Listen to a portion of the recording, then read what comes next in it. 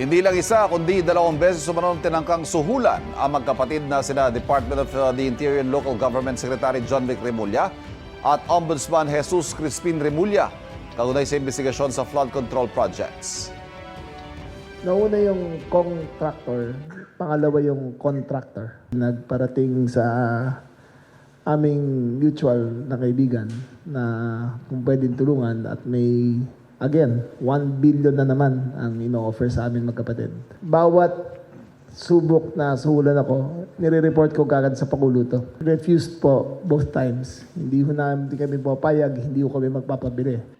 Tandaan nyo. Siniwalat ni Secretary John Vic Remulla sa isang press conference na isang kontraktor at kontratista na sangkot umano sa anomalya ang nagtangkang manuhol sa kanila ni Ombudsman Boying. Abot daw sa 2 bilyong pisong alok sa kanila. Ipinarating daw ito sa kanila ng mutual friend. Tinanggihan daw nila ito at inireport kay Pangulong Bongbong Marcos. Ayon kay Ombudsman Remulla, hindi siya ang direktang kinausap ng sinasabi ng kanyang kapatid na nagtangkang manuhol. Sinabihan din daw niya ang kapatid na huwag nang magpatumpik-tumpik pa kapag may ganyang uri ng pagtatangka. Kung talagang mayroong direct connection, arestuhin mo na. Kasi ano na yan, bribery na yan eh. Corruption of public officers yan.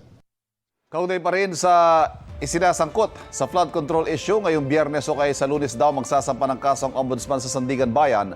Ayaw pang idetalye ni Ombudsman Remulla kung sino ang kakasuhan. Kapuso, huwag magpapahuli sa latest news and updates. Mag-iuna ka sa balita at mag-subscribe sa YouTube channel ng GMA Integrated News.